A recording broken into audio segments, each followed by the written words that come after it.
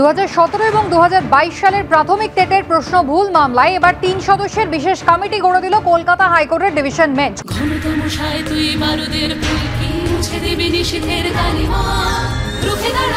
একজন মা হয়ে বলছি, সফল জীবনের জন্য যেমন চাই মজবুত হয়ে ওঠা শিক্ষা, মজবুত চুলের জন্য তেমনই চাই Alopex long and strong hair oil. কথা বলবো, সৌভিক মজুমদার রয়েছেন আমাদের প্রতিনিধি টেলিফোন লাইনে। সৌভিক, সেক্ষেত্রে কলকাতা হাইকোর্টের ডিভিশন বেঞ্চ যে কমিটি গঠন করলো, সেই কমিটির কি কাজ থাকবে?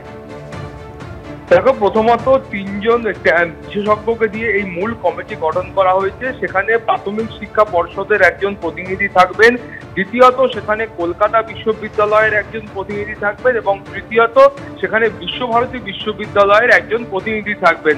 এখন এই 3 সদস্যের যে বিশেষজ্ঞ কমিটি গঠন করা হয়েছে, এই কমিটির সদস্যরা তারা কিন্তু টেটের যে বিষয়ভিত্তিক প্রশ্নগুলোর অভিযোগ রয়েছে, সেই বিষয়ভিত্তিক একজন করে বিশেষজ্ঞদের কাছ থেকে তারা পরামর্শ নেবেন এবং তারপরে তারা ঠিক করবেন যে যে প্রশ্নগুলি ভুল রয়েছে বলে অভিযোগ উঠেছিল, সেগুলি নিয়ে এই বিশেষজ্ঞ কমিটির বক্তব্য কি, তারা কিন্তু সে বিষয়ে চূড়ান্ত সিদ্ধান্ত নেবেন।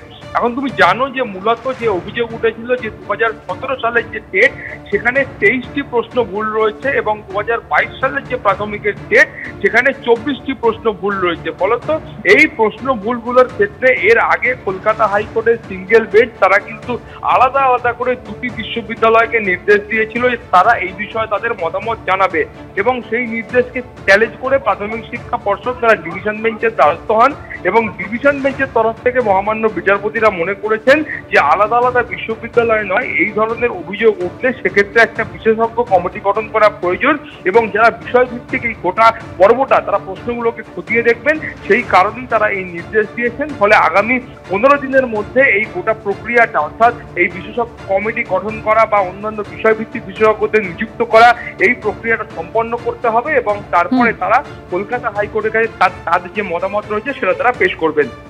সৌভিক, ধন্যবাদ।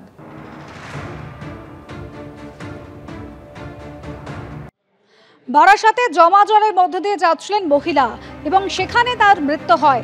ইতিমধ্যে এলাকার যে বিদ্যুৎ সংযোগ, সেই বিদ্যুৎ সংযোগ বিচ্ছিন্ন করে দিয়ে মহিলার দেহ উদ্ধার করেছে পুলিশ। ঘটনায় ফের প্রশ্ন উঠছে, তিনিও কি বিদ্যুতের ক্ষুধাতাপে বলি হলেন? প্রত্যক্ষদর্শী সূত্রে দাবি করা হচ্ছে যে গতকাল রাতে বৃষ্টি পড়ছিল, সেই সময় ওই রাস্তা দিয়ে যাচ্ছিলেন মহিলা এবং সেখানেই তিনি পড়ে যান এবং তারপর তার মৃত্যু হয়।